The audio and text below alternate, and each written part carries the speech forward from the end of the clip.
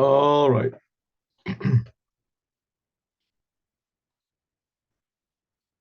Okay, so yesterday, if you remember, and I hope you remember, we talked about the Psalm. Remember the Psalm? Let's pause this a second over here. All right, so if you remember, we learned the Rebbe was giving a speech, and he was going into his 90th year. He's 90 years old.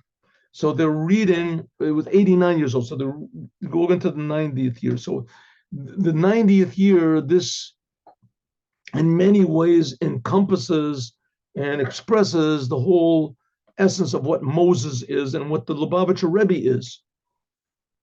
And that, namely, to reveal the essence of God in the world. So this is a prayer of Moses, Ish Elokim. That's how it starts off. A prayer of Moses, Ish, a man of God. So if you remember, he said, one second, let me just.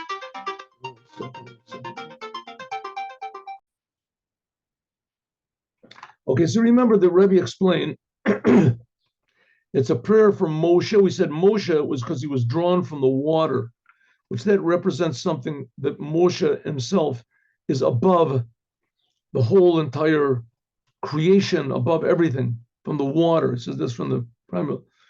But on the other hand, he was an Ish.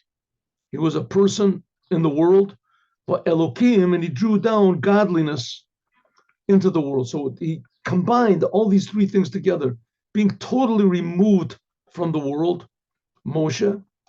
On the other hand, being in the world, he was an Ish. And he revealed Elokim, so he was an Ish Elokim. In himself, he embodied a unity of God and the world. Why did he do that? Because he was from the level of Moshe, who was above everything. And that ends up to be something that's permanent to the world. That's what it says, may it be the pleasantness of God on us, the blessing of God, and our handiwork should be permanent for us, and the handiwork should be permanent. So it's double. May our handiwork be permanent for us, and our handiwork be, the work of our hands be permanent. He repeats it. Be permanent. And the Rebbe said the same thing in the beginning. We see that there's a repetition. Moshe, Ish Elokim. Just say the prayer of a man of God or the prayer of Moshe. Why do we have to say Moshe, the man of God? Okay, so that's what we're going to talk about now. Here we go. Ready?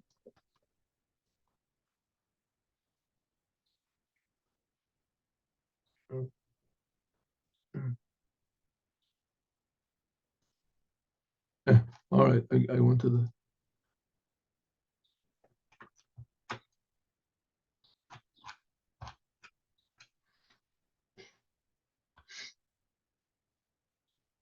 So Alpizeh, according to this, Yuvan, we can understand. Gam also han kefel on the repetition in the end of the mizmor, in the end of this psalm.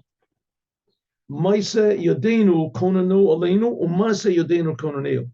May the work of our hands be permanent for us. May the work of our hands be permanent. Why repeat it twice? Moshe, since that by Moses, and Moses was the Mamutza Machaber, he was the one who joined everything together. Moses was in the middle. He was, what do you say, like half man, half God. He joined everything together. He was an Ish Elokim. And also, there was also Moshe, that he was above the world, and he was also Ish Elokim in the world. Look, and therefore, Yeshno Etzel Moshe, therefore there is Moses as he is in this physical world, the inyan of a netzichitzos. Therefore, Moses was eternal, the kavios, and he was set in a revealed way. If you remember, we learned last time that one of the accomplishments, the effects of Amalek, which is the force against Judaism, is that nothing should be permanent.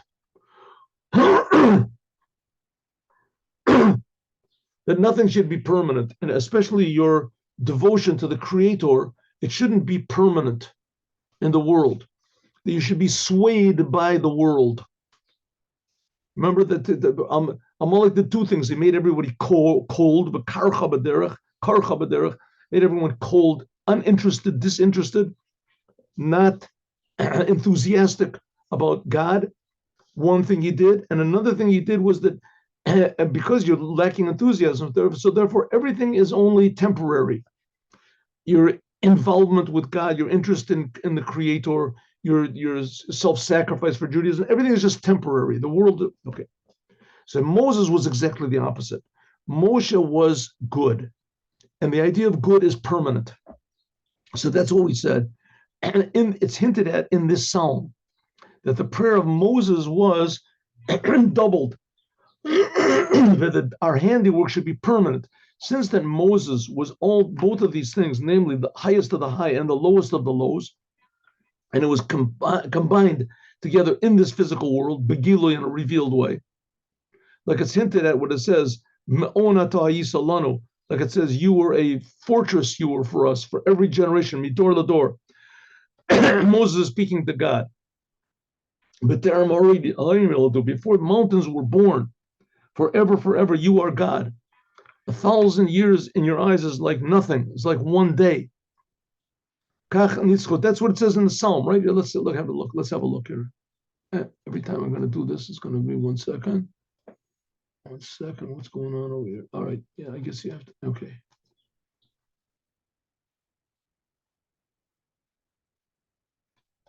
See, it says, before mountains were born and the earth was carved out, forever, you are God.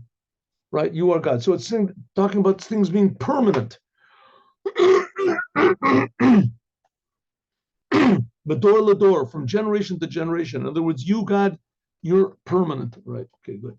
1 second.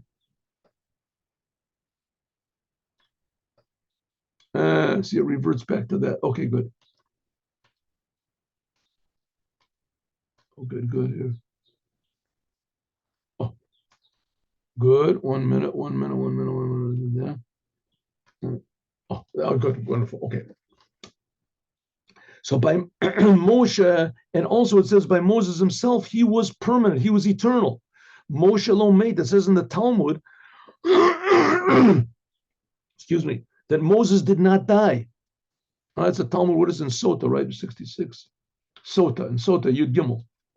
Page Yud Gimel. And then Moses, it says, didn't die. It doesn't say in the Torah that he died. It says, yeah, he gathered his feet. It says, well, Dor Vador, in every single generation, there is always a branch of Moses. There always has to be one Jewish leader that encompasses all the Jewish people. That's in addition to the fact that in every single Jew, there is this level of Moshe inside of every Jew. And there was total self-sacrifice for the Creator. The Cain also, Bekochotav or Pratav, Ad Shagam Maisa Yadei Moshe, until even the deeds of Moshe, even what, not just Moses himself, but also whatever Moses did was permanent. And therefore, there was specifically Moses. Moses had the power to draw down God's presence in this physical world by means of his prayer. What was his prayer? Yehi Noam Hashem Aleinu, like it says, may God's the blessing be upon us. Namely, that's the end of the psalm. We said, Yehi Ratzon, may it be God's will that His presence should rest on our whatever we do, both in such a way, but Konan Aleh, it should be permanent for us. But Kavius, the good things that we do should be permanent here in the world. That's what Moses prayed. So we see like the temple, the first temple, if the Jews wouldn't have sinned, there would have been the first temple, and that would have been all. They wouldn't have to have any more. The Jews would have come in, the tabernacle would have been permanent.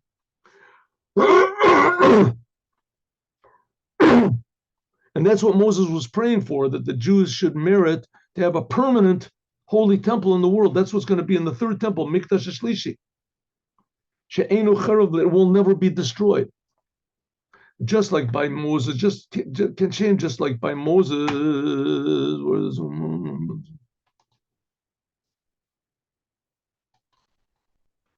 Just like by Moses,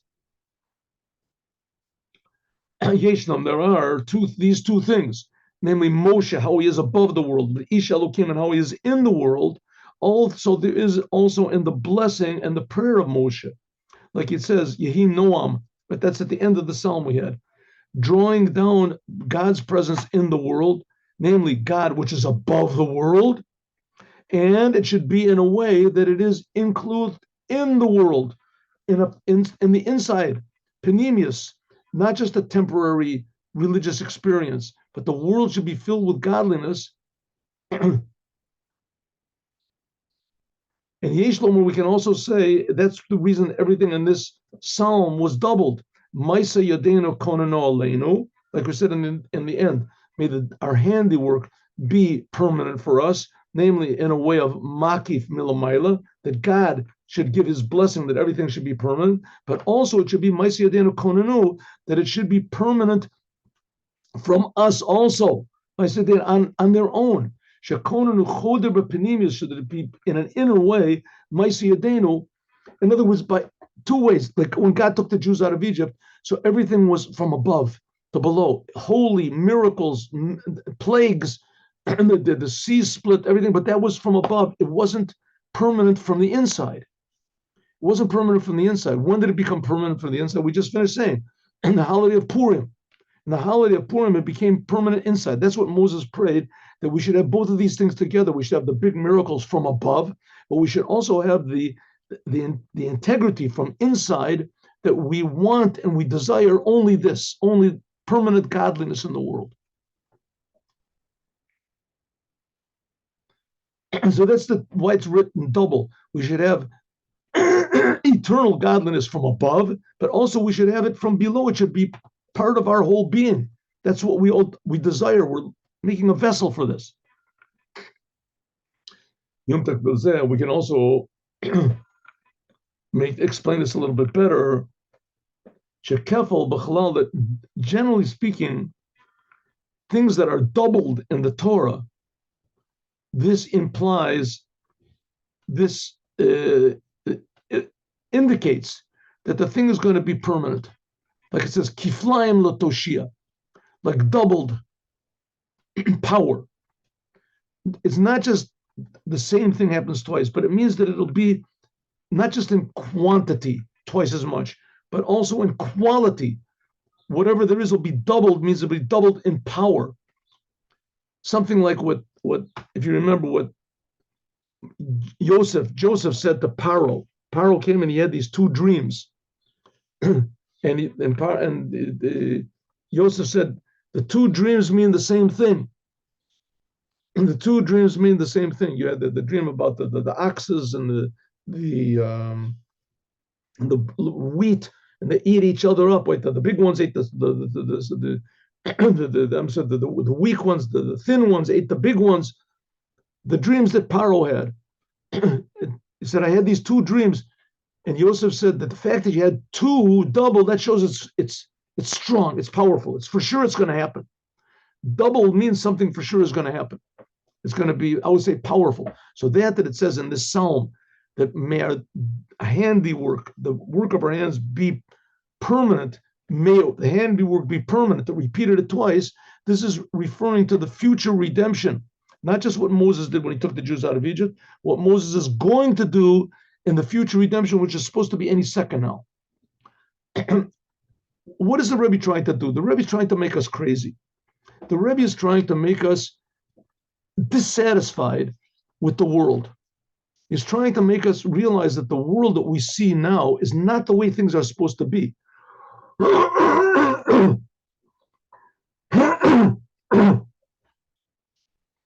It's like if somebody knocks on your door and says, I have a big prize to give to you. It's a $1,000. Oh, thank you very much. Here, just sign here and say that you received the money and that you have no claims for us.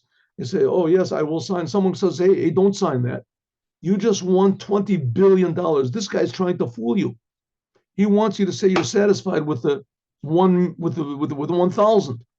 Right? Don't be satisfied. The same thing, the world, the way it is now, that's just like the tip of the iceberg of what reality really is. And the real reality of the world It's made of the same thing, just like $1,000 is made of the same stuff as $20 billion is made of. But it's a little nothing compared to 20 billion. The same thing, what we see now is reality, but it's nothing compared to the real reality that's waiting for. The Rebbe is trying to make us dissatisfied with the world the way it is, and to understand that the world is supposed to be infinitely good, and that there's no possibility for people being selfish or evil or destructive or the what is it the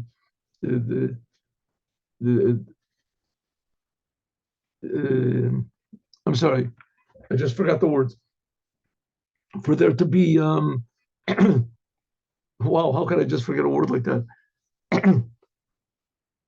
For there to be destruction and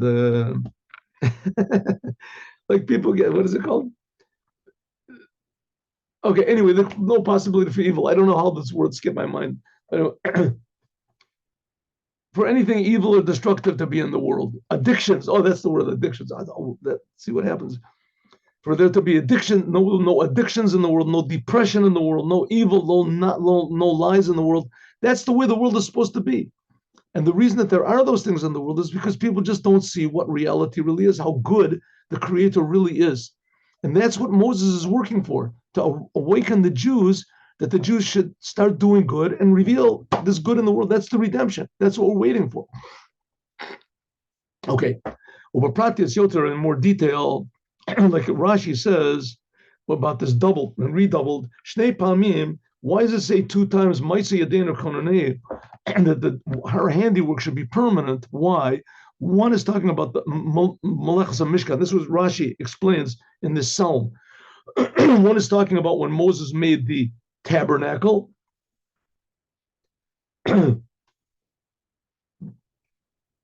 That the blessing is that Moses blessed the Jewish people, and he prayed that God's presence should be in the tabernacle.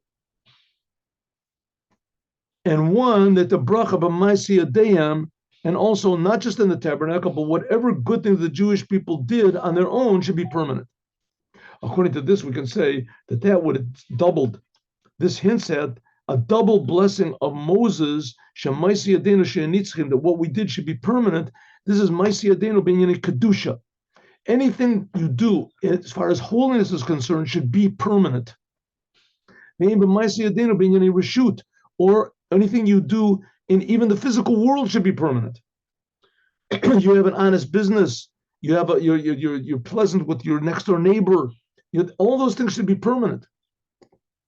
All of your deeds, shagam, even though that these are attached to how the world goes, is machnis by Moses put into the physical world something eternal.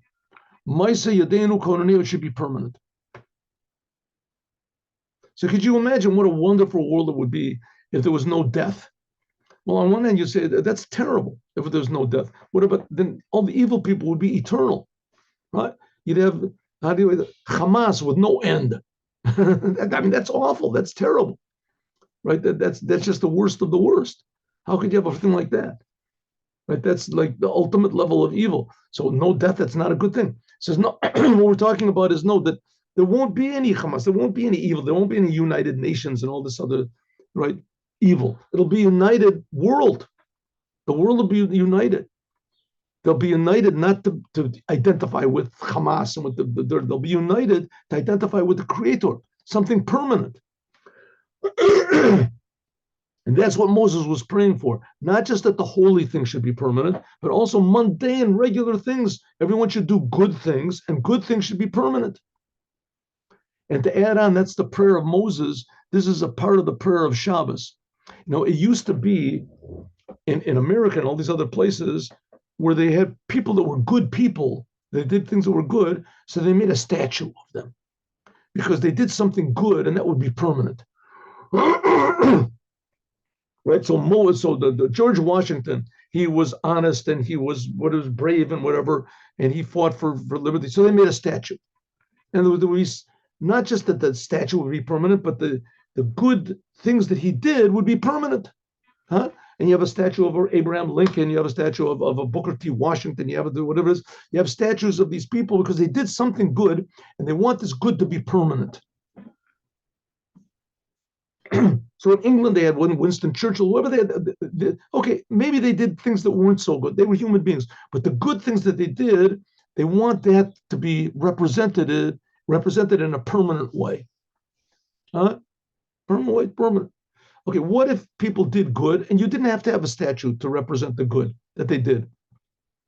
The good that they did itself would be permanent, even without a statue.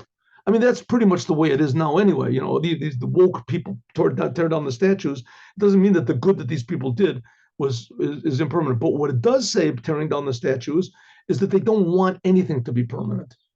Not good, not bad, nothing should be permanent. If anything should be permanent, bad things should be permanent. Right? They have big statues of criminals and this should be permanent. We're saying that good things should be permanent. The whole world should be permanent. That's what Moses prayed for. If people that did what God wanted, that thing would be permanent, and everything and everyone, the whole mankind will do what God wants. Until Moses came, the Chichu al Shemo Mizmor, and then until Moses came and he made this new psalm, which is called Mizmor Shir L'Yom HaShabbos.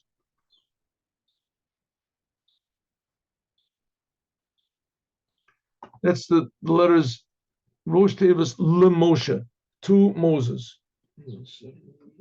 Just 1 second. Excuse me 1 second. One moment, please.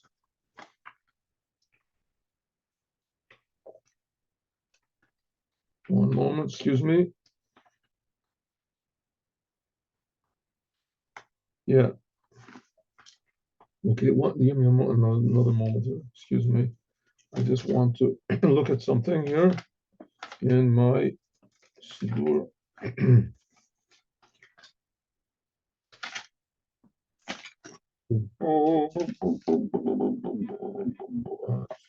Okay. Then after it says these 11 prayers, they came from Moses, right? So it says that the first one was 90, and then 92 is the song to Shabbos. So it says Mizmor Shir L'Yom HaShabbat. This is the first letters, the initials of LeMoshe. LeMoshe. Mizmor Shir L'Yom HaShabbat. Namely, it should be permanent. That's the idea of the sentence, song to the day of Shabbat. Rabbis say that everything you do on Shabbat also is doubled. Like it's explained in many places that the doubling is, there's two levels. And every Shabbat, there's what's called the beginning of Shabbat, and then there's the day of Shabbat. There's the beginning of Shabbat, that's pleasure and resting according to what you did in the week. You're resting from your work. You rest like a person makes a picture, draws a picture or builds a house. He works hard, he sees the finished product, and is, now I don't have to work anymore, he says. And then there's a higher level of pleasure where he's not just getting pleasure or resting from work, but he's getting pleasure in the essential thing that he built. And the same thing, it says that God, every Shabbat, he rests from the 6 days of creation. And then there's another type of rest where just resting and seeing the creation itself. The work that he's done, not that he's stopped working, but enjoying the work itself, not enjoying the rest that he rested from. Like the difference between the name Elohim, which the name Elohim is godliness relevant to the creation, and the name Yud Kei Vav Kei, which is godliness which is above the creation. That's also on Shabbat, the two. The beginning of Shabbat is Shabbat in relationship to the 6 days of creation, and the day of Shabbat is Shabbat, pure Shabbat on its own. So both of them, on Shabbat, these two come together, double. We can say that that's what it means, the double of this Mizmor, the prayer of Moshe, Ishu Elohim, right? 2 psalms before the prayer of Shabbos. Ubasiyam Mizmor, may God's hand, may the blessing of God be on us, that the pleasantness of God, this is the level of Shabbat. That's pure Shabbat. This is the menucha, this is the beginning of Shabbat, when we're resting from our work that we do, or whether the essential resting that there is in the day of Shabbat itself. Okay, so what's the Rebbe saying? The Rebbe is saying like this. The whole idea of Moshiach, and that's what Moshe is hinting at over here, is to do these two levels. Number one, that we'll have a rest from all the bad things that there were in the world. And number two, that there'll be essence good. And both of these things, both of them will be together. Just like Shabbat, the beginning of Shabbat is you're resting from the work of the week. And the other level of Shabbat is pure rest, pure godliness. That's the days of the week. Sheshet Yamim, that 6 days you should work and do all of your tasks. On Shabbat, that's what it means, that all of your work is done. You don't have any more to do. Shabbat is like Moshe. Why? The day of Shabbat is the same thing as Moses is. Moses, like we said, he attached the essence of God with the world. So that's what Shabbat does. Shabbat is attached to something eternal, above the world, in the world. Like it's known every single Shabbat, there's something like the day which is Kula Shabbat and Menucha L'chai Olamim. The day of Shabbat, we realize that God is doing everything. Therefore, on Shabbat, most of the keeping of Shabbat is just refraining from doing things. There's no special things you have to do on Shabbat. Like on Passover, you have to eat matzah. And on Sukkot, you have to live in a sukkah, take lulav and etrog. You have to do something special. On Shabbat, you don't have to do anything special. Right? Do anything special. So you're supposed to honor the Shabbat. You make a kiddush on the Shabbat to mention today's Shabbat. There's no special commandments to the Shabbat because Shabbat itself is, so to speak, showing us that God is doing everything. That's the idea of the pure, the redemption that we're waiting for, to see that it's the truth. The fact of the matter is God is doing everything. And all the things that God demands from us to do, really it's God doing it all. And this comes by means of Shemashamrim Shtei Shabbatot, that all the Jewish people should keep, says 2 Shabbats, means that these 2 levels of Shabbat, by keeping them, as that brings these 2 levels of Shabbat, and now we can understand, and the 2 levels of godliness that we're waiting for with Moshiach, namely rest from bad things, and then appreciation of pure good. According to what we said before, so now we can understand the reason that this prayer, the prayer of Moses, is the prayer, is the Psalm Tzaddik. And we're going to talk about this tomorrow more. Tzaddik. And whether the number 90 and also the word Tzaddik. We have just 2 more minutes. So it's just that the word Tzaddik is sometimes written Tzadi, with Tzaddik Daled Yud. And sometimes it's written with a Kuf, Tzaddik. This letter Tzaddik. Why? We're going to talk about that more, God willing, tomorrow. Okay, let's do the Yom Yom for today. Okay, so what did we learn today? What did we learn today? This idea of doubled. Why in the Psalm Tzaddik, things are doubled. Moses, man of God. May our handiwork be permanent on us. May our handiwork be permanent on us. The beginning, and then why doubled? So the Rebbe said, because this hints at 2 levels of revealed godliness that we're waiting for and we're expecting any second to happen. Number 1, rest from bad. There'll be cessation of all bad, negative things in the world, and pure good will be revealed. That's the 2 levels of godliness. And the Rebbe is going to say that this is hinted at also in the word tzaddik, tzadi and tzaddik.